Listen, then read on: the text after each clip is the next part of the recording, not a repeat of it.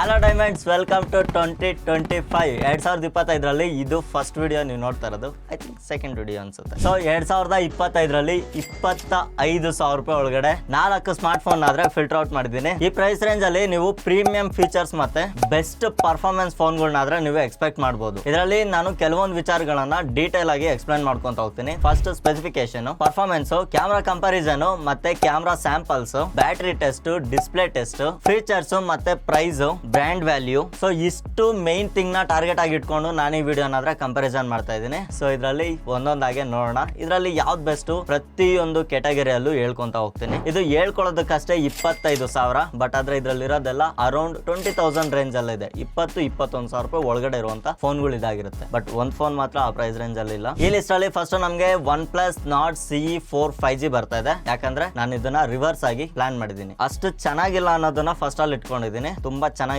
ಅನ್ನೋದನ್ನ ಲಾಸ್ಟ್ ಅಲ್ಲಿ ಇಟ್ಟಿದ್ದೀನಿ. ಸೆಕೆಂಡ್ ಬಂದ್ಬಿಟ್ಟು ನಥಿಂಗ್ ಫೋನ್ 2A ಬರುತ್ತೆ. ಥರ್ಡ್ ಬಂದ್ಬಿಟ್ಟು ಸ್ಯಾಮ್ಸಂಗ್ ಗ್ಯಾಲಕ್ಸಿ A35 ಬರುತ್ತೆ. ಇದರಲ್ಲಿ ನೆಕ್ಸ್ಟ್ ಮೋಟೋಲಾ Edge 50 Neo ಕೂಡ ಸೇರ್ಕೊಳ್ಳುತ್ತೆ. ಈ ಎಲ್ಲ ಫೋನ್ಗಳಲ್ಲೂ ಫಸ್ಟ್ ನಾನು ಪಿಕ್ ಮಾಡ್ತಾ ಇರೋದು ಪ್ರೊಸೆಸರ್. ಫಸ್ಟ್ ನಮಗೆ OnePlus ನಲ್ಲಿ ಸ್ನ್ಯಾಪ್ಡ್ರಾಗನ್ 7 Gen 3 ಪ್ರೊಸೆಸರ್ ಆದ್ರೆ ನೋಡೋದಕ್ಕೆ ಸಿಗುತ್ತೆ. ಸೆಕೆಂಡ್ ಬಂದ್ಬಿಟ್ಟು ನಥಿಂಗ್ ಫೋನ್ 2A ಅಲ್ಲಿ MediaTek Dimensity 7200 Pro ಆದ್ರೆ ನೋಡೋದಕ್ಕೆ ಸಿಗುತ್ತೆ. ಸ್ಯಾಮ್ಸಂಗ್ ಅಲ್ಲಿ ಸ್ಯಾಮ್ಸಂಗ್ ಆದ Exynos 1380 ಪ್ರೊಸೆಸರ್ ಆದ್ರೆ ನೋಡೋದಕ್ಕೆ ಸಿಗುತ್ತೆ. ಲಾಸ್ಟ್ ಫೋನ್ ಬಂದ್ಬಿಟ್ಟು ಮೋಟೋಲಾ Edge 50 Neo. ಇದರಲ್ಲಿ ನಮಗೆ Dimensity 7300 ಲೇಟೆಸ್ಟ್ ಪ್ರೊಸೆಸರ್ ಆದ್ರೆ ನೋಡೋದಕ್ಕೆ ಸಿಗ್ತಾ ಇದೆ. ಈ ಎಲ್ಲ ಫೋನ್ಗಳಲ್ಲಿ 4 nanometer ಟೆಕ್ನಾಲಜಿನ ಯೂಸ್ ಮಾಡಿದ್ರೆ ಸ್ಯಾಮ್ಸಂಗ್ ಅಲ್ಲಿರೋ Exynos ಪ್ರೊಸೆಸರ್ ಮಾತ್ರ 5 nanometer ಟೆಕ್ನಾಲಜಿ ಮೇಲೆ ವರ್ಕ್ ಆಗುತ್ತೆ. ಸ್ವಲ್ಪ ಬ್ಯಾಟರಿ ಕನ್ಸ್ಯೂಮ್ ಜಾಸ್ತಿ ಮಾಡುತ್ತೆ. ಈ 4 ಪ್ರೊಸೆಸರ್ಗಳನ್ನ ಫೈನಲೈಸ್ ಮಾಡಿದ್ರೆ ಇದರಲ್ಲಿ ನಮಗೆ ಬೆಸ್ಟ್ ಪರ್ಫಾರ್ಮೆನ್ಸ್ ಮೋಟೋಲಾ Edge 50 Neo ಆದ್ರೆ ಬರುತ್ತೆ. ಇದರಲ್ಲಿ ನಮಗೆ MediaTek Dimensity 7300 ಪ್ರೊಸೆಸರ್ ಯೂಸ್ ಮಾಡೋದ್ರಿಂದ ಇದರಲ್ಲಿ ನಾವು ಸಣ್ಣ ಪುಟ್ಟ ಗೇಮಿಂಗ್ಸ್ ಕೂಡ ಒಂದು ಬೆಸ್ಟ್ ಫ್ರೇಮ್ ರೇಟ್ಸ್ ಅಲ್ಲಾದ್ರೆ ಮಾಡ್ಕೊಬಹುದು. ಇದರಲ್ಲಿ PUBG, Free Fire ಅಂತ ಗೇಮ್ಗಳನ್ನು ನಾವು ಈಸಿಯಾಗಿ ಆಡ್ಕೊಬಹುದಾಗಿದೆ. ನೆಕ್ಸ್ಟ್ ಬ್ಯಾಕ್ ಕ್ಯಾಮ್ರಾ ವಿಷಯಕ್ಕೆ ಬಂದ್ರೆ ನಮಗೆ OnePlus ಅಲ್ಲಿ 50+8 ಮೆಗಾಪಿಕ್ಸೆಲ್ ನ ಡ್ಯುಯಲ್ ಕ್ಯಾಮ್ರಾ ಸೆಟಪ್ ನೋಡೋದಕ್ಕೆ ಸಿಗುತ್ತೆ. ನಥಿಂಗ್ ಅಲ್ಲಿ 50+50 ಮೆಗಾಪಿಕ್ಸೆಲ್ ನ ಡ್ಯುಯಲ್ ಕ್ಯಾಮ್ರಾ ಸೆಟಪ್ ನೋಡೋದಕ್ಕೆ ಸಿಗುತ್ತೆ. ಮತ್ತೆ ಸ್ಯಾಮ್ಸಂಗ್ ಅಲ್ಲಿ 50+8+5 ಮೆಗಾಪಿಕ್ಸೆಲ್ ನ ಟ್ರಿಪಲ್ ಕ್ಯಾಮ್ರಾ ಸೆಟಪ್ ನೋಡೋದಕ್ಕೆ ಸಿಗುತ್ತೆ. ಮತ್ತೆ ಮೋಟೋಲಾದಲ್ಲೂ ಸೇಮ್ ನಮಗೆ 50+13+10 ಮೆಗಾಪಿಕ್ಸೆಲ್ ನ ಸೆಟಪ್ ಆದ್ರೆ ನೋಡೋದಕ್ಕೆ ಸಿಗುತ್ತೆ. ಇದರಲ್ಲಿ ಕ್ಯಾಮ್ರಾ ಸ್ಯಾಂಪಲ್ಸ್ ನಾನು ಇಲ್ಲಿ ಹಾಕಿದ್ದೀನಿ ನೋಡ್ಕೊಳ್ಳಿ. ಇದರಲ್ಲಿ ನನಗೆ ಬೆಸ್ಟ್ ಕ್ಯಾಮ್ರಾ ಅನ್ಸಿದ್ದು ಬಂದು ಮೋಟೋಲಾದೆ. ಫ್ರಂಟ್ ಕ್ಯಾಮ್ರಾ ವಿಷಯಕ್ಕೆ ಬಂದ್ರೆ ನಮಗೆ OnePlus ಅಲ್ಲಿ 16 ಮೆಗಾಪಿಕ್ಸೆಲ್ ನ ಕ್ಯಾಮ್ರಾ ನೋಡೋದಕ್ಕೆ ಸಿಗುತ್ತೆ. ನಥಿಂಗ್ ಅಲ್ಲಿ 32 ಮೆಗಾಪಿಕ್ಸೆಲ್ ಕ್ಯಾಮ್ರಾ ಆದ್ರೆ ನೋಡೋದಕ್ಕೆ ಸಿಗುತ್ತೆ. ಸ್ಯಾಮ್ಸಂಗ್ ಅಲ್ಲಿ 13 ಮೆಗಾಪಿಕ್ಸೆಲ್ ಕ್ಯಾಮ್ರಾ ಇದೆ. ಮತ್ತೆ ಮೋಟೋಲಾದಲ್ಲಿ 32 ಮೆಗಾಪಿಕ್ಸೆಲ್ ಕ್ಯಾಮ್ರಾ ಆದ್ರೆ ನಮಗೆ ನೋಡೋದಕ್ಕೆ ಸಿಗುತ್ತೆ. ಇದರಲ್ಲಿ OnePlus ಫೋನ್ ಮಾತ್ರ ಫ್ರಂಟ್ ಫ್ಲಾಶ್ ಆದ್ರೆ ಸಪೋರ್ಟ್ ಮಾಡುತ್ತೆ. ಅದು ಸ್ಕ್ರೀನ್ ನ ಬ್ರೈಟ್ನೆಸ್ ಇನ್ಕ್ರೀಸ್ ಮಾಡಿ ಫ್ರಂಟ್ ಫ್ಲಾಶ್ ಆದ್ರೆ ಸಪೋರ್ಟ್ ಕೊಡುತ್ತೆ. ಮತ್ತೆ ಈ ಎಲ್ಲಾ ಫೋನ್ಗಳಲ್ಲೂ 5000 mAh ಬ್ಯಾಟರಿ ಇದೆ. ಆದ್ರೆ ಮೋಟೋಲಾದಲ್ಲಿ ಮಾತ್ರ 4310 mAh ಬ್ಯಾಟರಿ ಇದೆ. ಇದರಲ್ಲಿ ಇದೊಂದು ಮಾತ್ರ ಮೈನಸ್ ಪಾಯಿಂಟ್ ಅಂತ ನನ್ನ ಪರ್ಸನಲ್ ಒಪಿನಿಯನ್. ಮತ್ತೆ ಈ ಮೂರು ಫೋನ್ಗಳಲ್ಲಿ ಬೇಸ್ ವೇರಿಯಂಟ್ 128GB ಇಂದ ಸ್ಟಾರ್ಟ್ ಆದ್ರೆ ನಮಗೆ ಮೋಟೋದಲ್ಲಿ 256GB ಇಂದ ಸ್ಟಾರ್ಟ್ ಆಗುತ್ತೆ. OnePlus ಮತ್ತೆ ಸ್ಯಾಮ್ಸಂಗ್ ಅಲ್ಲಿ ನಾವು ಇದರಲ್ಲಿ ಎಕ್ಸ್ಟರ್ನಲ್ SD ಕಾರ್ಡ್ ನ ಹಾಕೊಳ್ಳೋ ಆಪ್ಷನ್ ಇದೆ.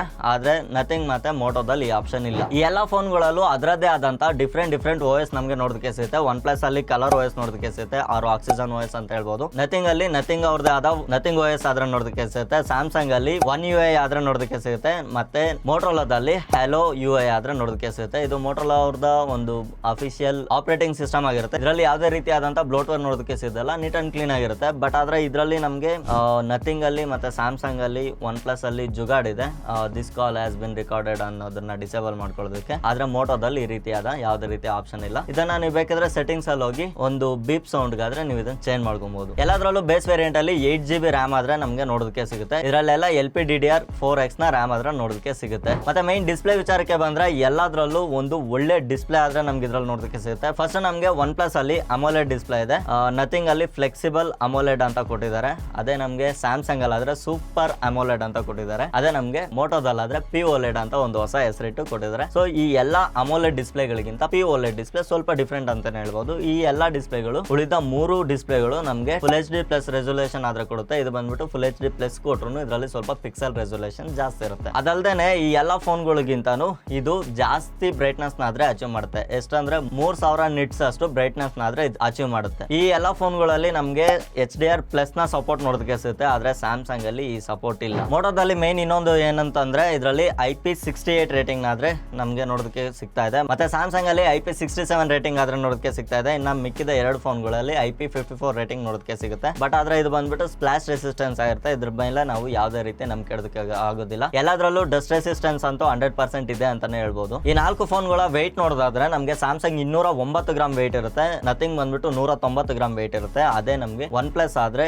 186 ಗ್ರಾಮ್ ವೆಯ್ಟ್ ಇರುತ್ತೆ. ಎಲ್ಲದಕ್ಕಿಂತ ತುಂಬಾ ಲೈಟ್ ವೆಯ್ಟ್ ಅಂತ ಅನ್ಸೋದು 171 ಗ್ರಾಮ್ ಇರುವಂತ ಮೋಟೋ ಫೋನ್. ಇದರಲ್ಲಿ ಬ್ಯಾಟ್ರಿ ಕೂಡ ಕಮ್ಮಿ ಇದೆ ಅಂತ ನೀವು ಕೇಳ್ಬೋದು, ಬಟ್ ಆಕ್ಚುಲಿ ಕಮ್ಮಿ ಇದೆ. ಮತ್ತೆ ಬ್ಯಾಕ್ ಕ್ಯಾಮ್ರಾ ವಿಷಯಕ್ಕೆ ಬಂದ್ರೆ ಒನ್ ಪ್ಲಸ್ ಫೋನ್ ಅಲ್ಲಿ ಮಾತ್ರ ನಮಗೆ ಇದರಲ್ಲಿ ಸ್ಲೋ ಮೋಷನ್ ಆದ್ರೆ ರೆಕಾರ್ಡ್ ಮಾಡಬಹುದು. ಮಿಕ್ಕಿದ ಎಲ್ಲಾ ಫೋನ್ಗಳಲ್ಲೂ 4K 30 FPS ವರೆಗೂ ವಿಡಿಯೋನ ಆದ್ರೆ ರೆಕಾರ್ಡ್ ಮಾಡಬಹುದು. ಫುಲ್ HD 60 FPS ಕೂಡ ಆಗುತ್ತೆ. ಮತ್ತೆ ಫ್ರಂಟ್ ಕ್ಯಾಮ್ರಾ ವಿಡಿಯೋ ರೆಕಾರ್ಡಿಂಗ್ ಬಗ್ಗೆ ನೋಡೋದಾದ್ರೆ 4K 30 FPS ವರೆಗೂ ಸ್ಯಾಮ್ಸಂಗ್ ಮತ್ತೆ ಮೋಟೋ ಸಪೋರ್ಟ್ ಮಾಡುತ್ತೆ. ಮತ್ತೆ one plus phone full HD 30 FPS, nothing phone full HD 60 FPS ವರೆಗೂ ಅಷ್ಟೇ ಸಪೋರ್ಟ್ ಮಾಡೋದು. ಈ ಎಲ್ಲಾ ಫೋನ್ಗಳು ಫಾಸ್ಟ್ ಚಾರ್ಜಿಂಗ್ ಸಪೋರ್ಟ್ ಸಹ ಹೊಂದಿದೆ. ನಮಗೆ ಮೋಟೋದಲ್ಲಿ ಟರ್ಬೋ ಪವರ್ 68 ವ್ಯಾಟ್ ನ ಚಾರ್ಜರ್ ಸಹ ನೋಡೋದಕ್ಕೆ ಸಿಗುತ್ತೆ. ಮತ್ತೆ ನಮಗೆ ಸ್ಯಾಮ್ಸಂಗ್ ಅಲ್ಲಿ 25 ವ್ಯಾಟ್ ನ ಚಾರ್ಜಿಂಗ್ ಸಪೋರ್ಟ್ ಆದ್ರೆ ನೋಡೋದಕ್ಕೆ ಸಿಗುತ್ತೆ. ನಥಿಂಗ್ ಅಲ್ಲಿ ನಮಗೆ 45 ವ್ಯಾಟ್ ನ 50% ಚಾರ್ಜ್ 23 ಮಿನಿಟ್ಸ್ ಅಲ್ಲಿ ಆಗುವಂತ ಚಾರ್ಜಿಂಗ್ ಸಪೋರ್ಟ್ ಆದ್ರೆ ನೋಡೋದಕ್ಕೆ ಸಿಗುತ್ತೆ. ಅದೇ ನಮಗೆ ಒನ್ ಪ್ಲಸ್ ಅಲ್ಲಿ ಆದ್ರೆ ಸೂಪರ್ ವೂಕ್ 100 ವಾಟ್ ನ ಚಾರ್ಜಿಂಗ್ ಸಪೋರ್ಟ್ ಆದ್ರೆ ನೋಡೋದಕ್ಕೆ ಸಿಗುತ್ತೆ. ಜಸ್ಟ್ 29 ಮಿನಿಟ್ಸ್ ಅಲ್ಲಿ ನೀವು ಈ ಫೋನ್ ನ 100% ಚಾರ್ಜ್ ಮಾಡ್ಕೊಬಹುದು. ಒನ್ ಪ್ಲಸ್ ಫೋನ್ ಅಲ್ಲಿ ಮಾತ್ರ ನಮ್ಗೆ ಇದರಲ್ಲಿ UFS 3.2 ನ ಸ್ಟೋರೇಜ್ ಸಪೋರ್ಟ್ ಆದ್ರೆ ನೋಡೋದಕ್ಕೆ ಸಿಗ್ತಾ ಇದೆ. ಇನ್ನೆಲ್ಲದರಲ್ಲೂ UFS 2.2 ಆದ್ರೆ ಸಪೋರ್ಟ್ ಇದೆ. ಸೊ